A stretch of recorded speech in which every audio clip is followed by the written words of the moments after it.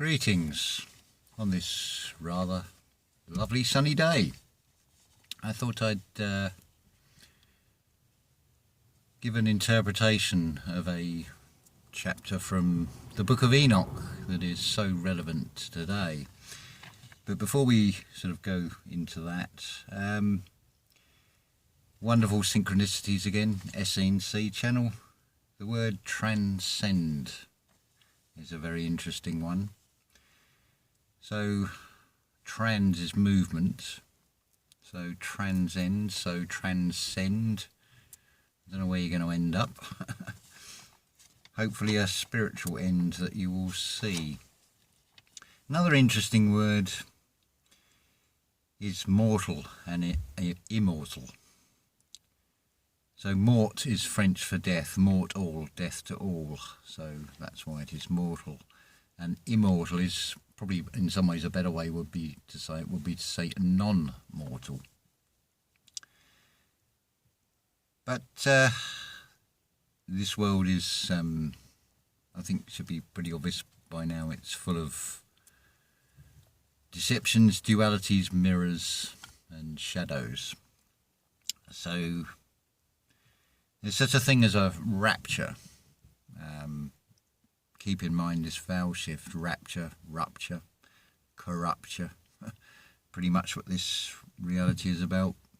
And Christine came out with a lovely word on video title, Hell Hallucinations, where it's your louche energy. And in many ways this is hell. We are in the form of El, sort of God in human form, basically. Cool. I'm actually getting warm. I might have to open the window a little bit here, which is rather nice. Not complaining, but have a little bit of air. Anyway, Book of Enoch. So before we even get to that, let's talk about who was or who is Enoch. So I thought, let's have a look for a description, physical description. Surprise, surprise. Just like with every other character, biblical scripture and things, all you're going to get is imaginings of people, and of course it's an older man with a beard and longer hair, which could be said of pretty much every biblical character that smiles, so none the wiser with that one. But who is Enoch? Well, again, it's just like this Christ character. It's not a singular person, it's a character, it's a representation, it's like the eye of the story, as it were. Talking of eyes, Lavette has put a fantastic video that echoes exactly what I said, I think it's about a year ago. Video 27, I can't remember which series it was. I'll put it in the description. I thought, let's try and come up with some sort of answer, shall we say, to stop all this ridiculous infighting of what shape the earth is. So I suggested to see it as an eyeball. We are on the iris, the lens is the dome, and as Lavette said, the actual sort of white of the eye is like your Antarctic wall. So you've got the whole lot in one. You're all right and you're all wrong, because it's one of those things that falls away from this. Find the lighter.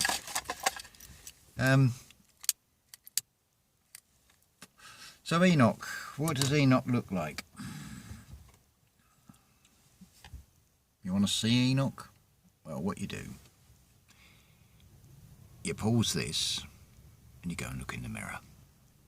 That's who Enoch is. Enoch, energy knock. E for energy, N, like the wave, it goes up, descends, rises again. In its capital form, the letter N in its lower form is a mirror of you. as I've said before, see the two stalks of the letter U or the letter N as like two eyes. So you are now seeing from a higher perspective as the N. The O is the organic, and it's seen, letter C, singular C, you'll notice, because it's talking about this eye. The H is the human form. In its lowercase, you can see the H descends and then looks down, so it's God in human form. That's basically what Enoch is. Or if you are going to say it with a soft C and a bit of an anagram, you've got shown. Now Enoch is the 7th generation from Adam.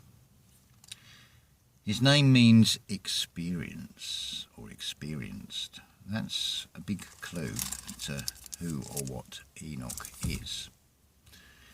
So we're going to go to chapter 94 of the Book of Enoch. It is so poignant to what is happening today, so I shall have a read through of it, and I shall give you an interpretation. So I thought it's a good place to just dive into with this one. Whether I do the whole book remains to be seen. But anyway, Book of Enoch, chapter 94, verse 1. And I say to you, my children, love righteousness and walk in it.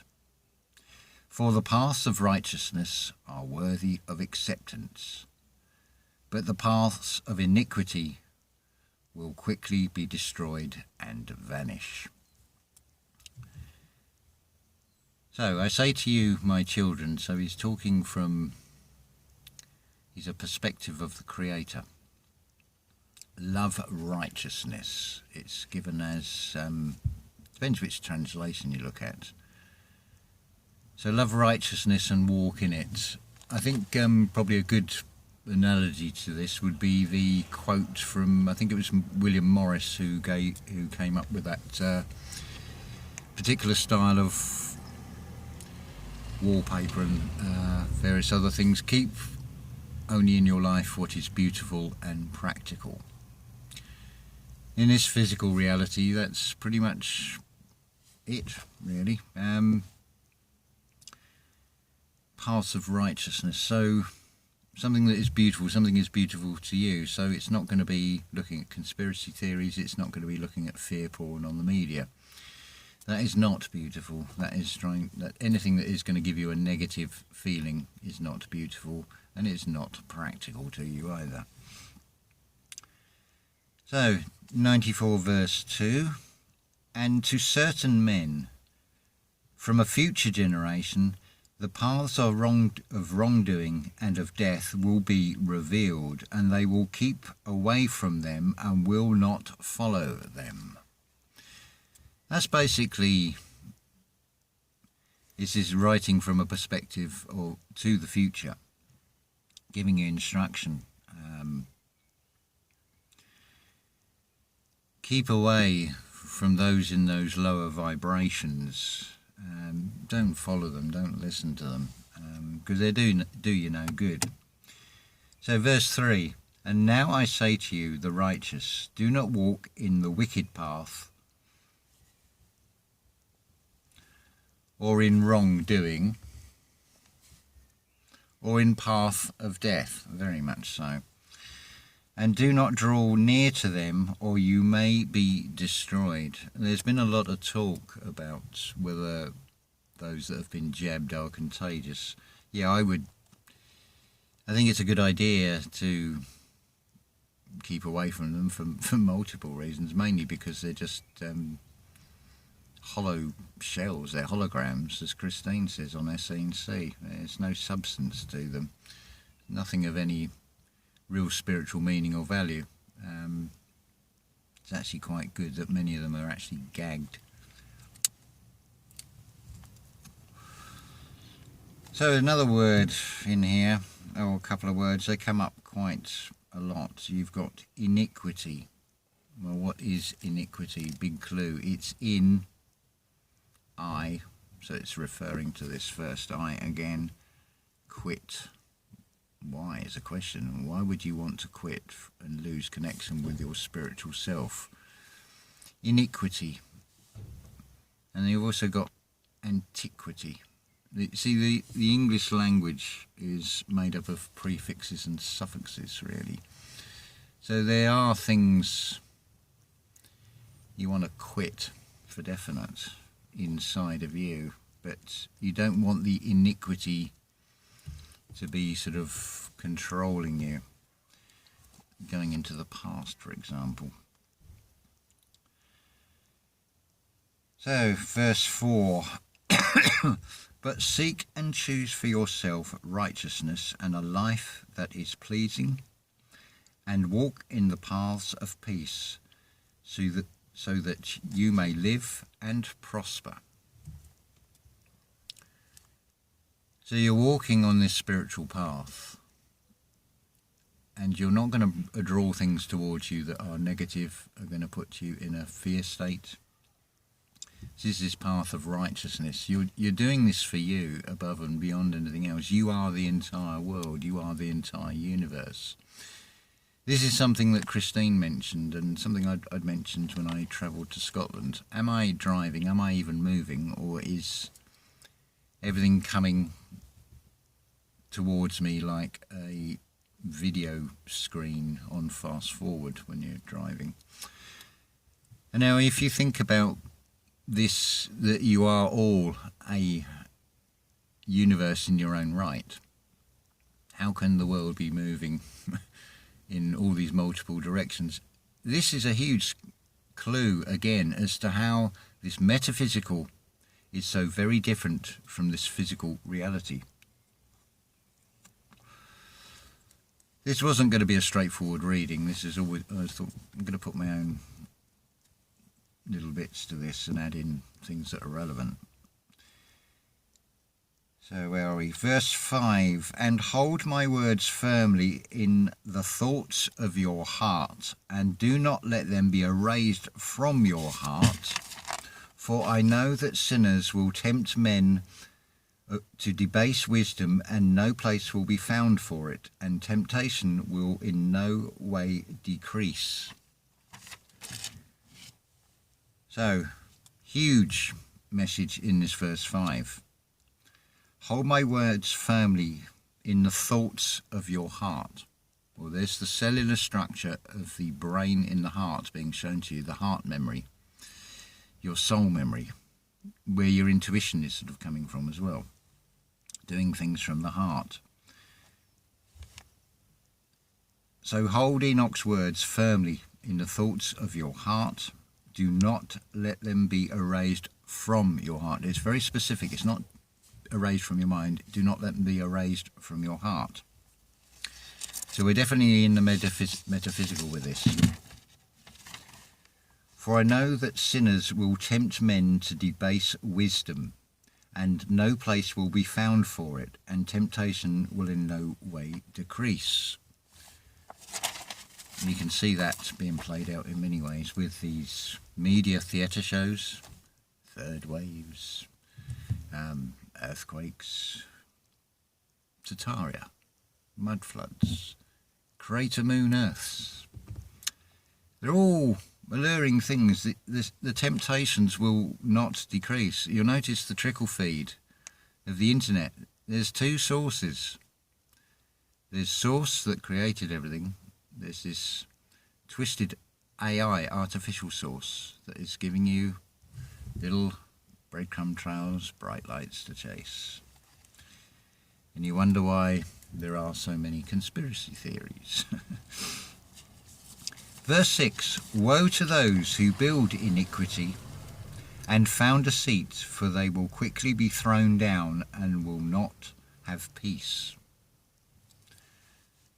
The Creator, source, is all loving, unconditional.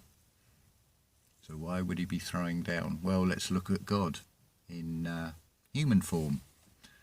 What does a young child do with a toy box when they particularly want a specific toy? It all comes out the box. They throw it down. That's God in action. There's a big difference between childlike and childish. The Creator is childlike. It wouldn't be all loving if it wasn't. The Creator comes into human form, and look, before they are brainwashed and programmed by education systems and the like, and the bad habits and cycles that are passed on from generation to generation, generating rationing our spiritual connection.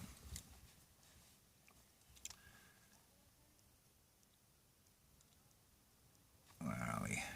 9, verse 7. Woe to those, there's a lot of woeing to those in this, not just in this chapter. Woe to those who build their houses with sin, for from their whole foundation they will be thrown down, and by the sword they shall fall. And those who acquire gold and silver will quickly be destroyed in the judgment. Again, you've got the thrown down. Now it's talking about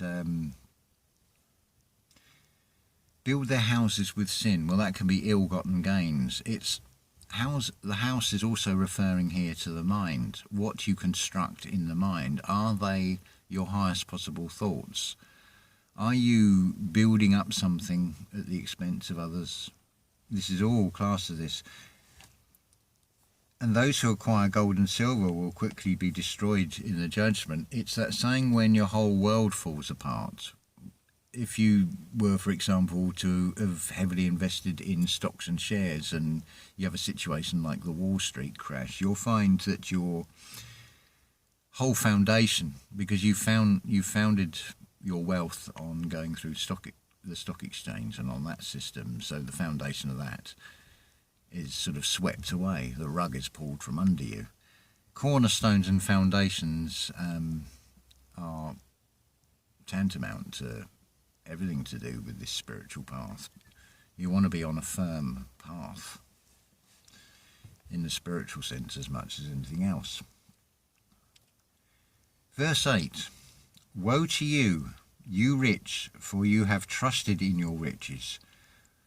But from your riches you will depart, for you did not remember the Most High in the days of your riches. This is pretty much anything. While you are lost in chasing after that dream house, that dream car, your focus is external. You do not remember the Most High. It's this. Enoch is the 7th generation. It's a clue. It's the 7th chakra. Enoch was taken. It doesn't mean he was beamed up by a UFO. It's an everyday expression. I was rather taken with the idea of that. It's not used so commonly these days, but your attention, you're taken by something. Enoch is pretty much like everybody that is trying to spread this spiritual truth. You're trying to go out, you're playing the part of Enoch, you're trying to help the world, and they're not listening. See, the story just repeats over and over. The fulfillment of Scripture. So, verse 9. You have committed blasphemy and iniquity, and are ready for the days of the outpouring of blood, and for the day of darkness, and for the day of the great judgment. Now remember anything with this, when we talk about the term day, we're not talking about a 24-hour period. The great day, the great year, it's not in the time sense.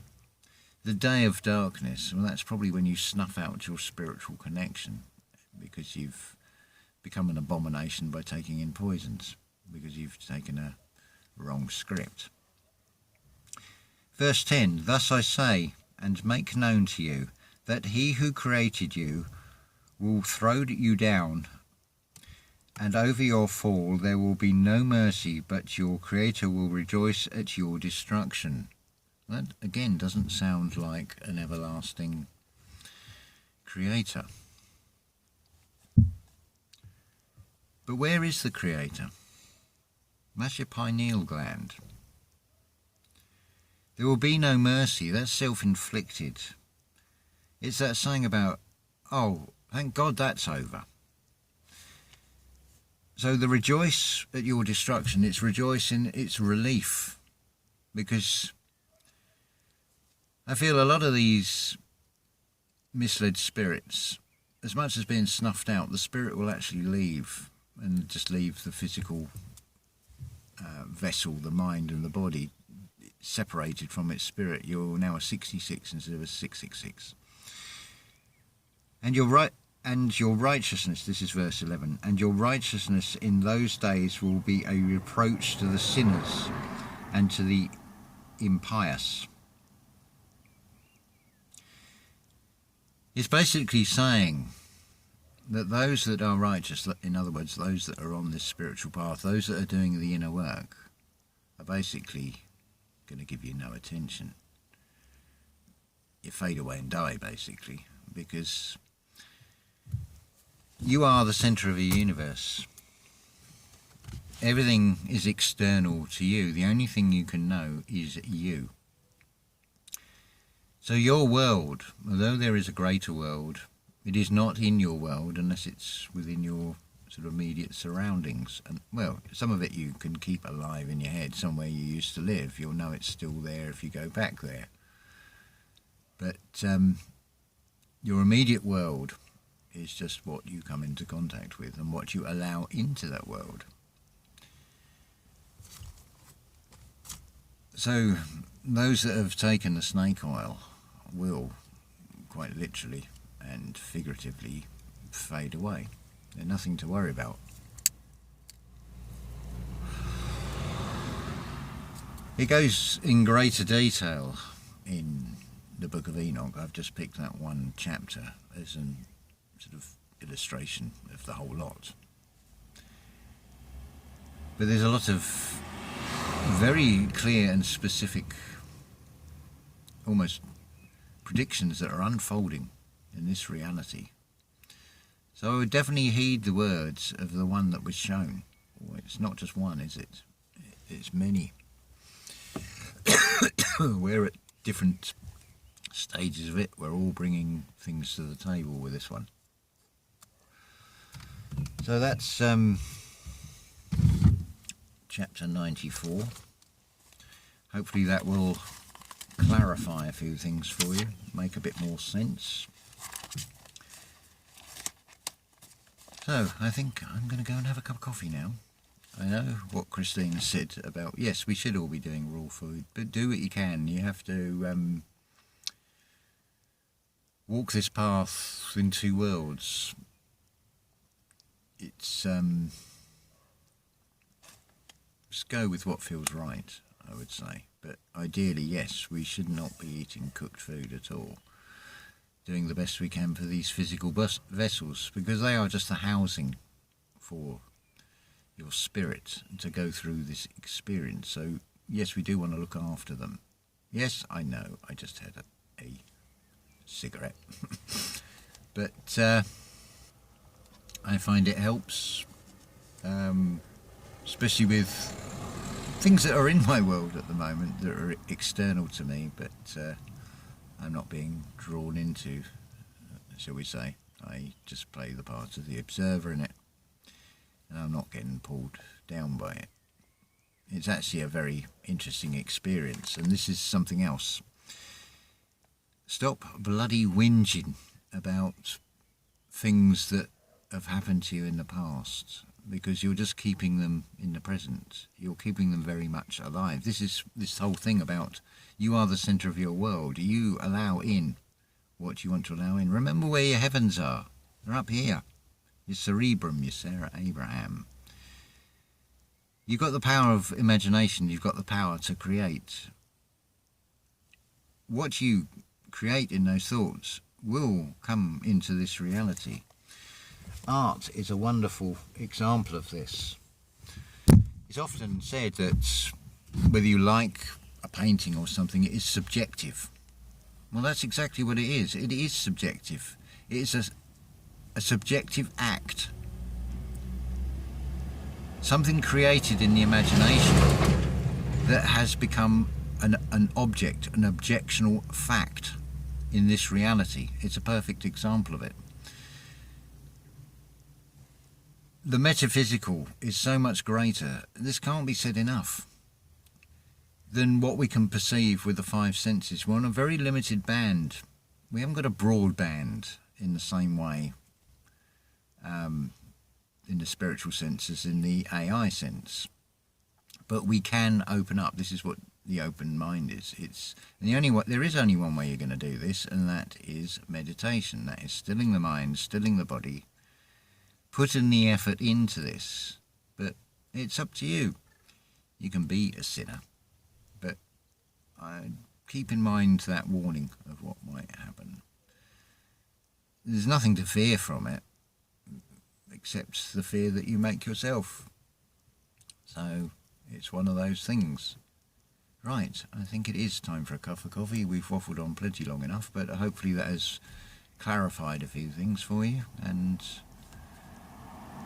sort of brought things into perspective, because that is, again, what all of this is. You can see things as half full, half empty. You can say, yeah, it's neither one nor the other. I have no opinion one way or the other on it. But this reality, just watch how something will be said, it's an opinion or an idea of one, and then watch how the other one responds. They become the adversary, they're adding verse. They're in a disagreement, now it escalates. The fuel is being fed, you're adding verse to each other. You are the devil to the other from the other one's perspective when you're arguing with each other, for example. It's earlier on in this Book of Enoch, it refers to Satan's plural. It's a label, it's not a name. But remember, all these labels are man-made. At the end of the day, there is a devil. It's an aspect of you that you've got to bring under control. It's your L aspect. It's your conscious mind that wants to go wandering off and thinks it knows best, that thinks it is you, and tries to do everything to convince you that you are this physical vessel. That's that whole thing of no one sees the Father except through the Son comes from. It's not the sun in the sky. It's metaphysical. It's the internal sun inside you. It's that Kundalini rising. It's doing that meditation again. That is the only way that you will see who you are and what you are. And hopefully then things will start to become clearer and you'll realise how much power you actually have. But that comes with a great responsibility to use it in the right way. Because again, you have the free will. You can use these things in a bad way. You can go into black magic, but I wouldn't recommend it. I wouldn't even dabble in it. I'd keep well away from anything like that. It's pretty obvious if it involves doing anything that's going to cause harm, like sacrificing something, then it ain't going to be from a perspective of something that is all loving, is it? Anyway, that is plenty enough for me now, and I wish you all a wonderful day wherever you are, whatever you're doing, and just stay in your power. Check out the astrology channels like Adrian Elise, see what's happening. It's actually a wonderful thing. All those key players, those planets and things in different houses, they have an effect. And Lavette has done a wonderful video, a part 2 today, on the iron versus the copper, and she mentions about the earth. I'll put the links in the descriptions for these. So yeah, that's it for me, and ta-ta for now.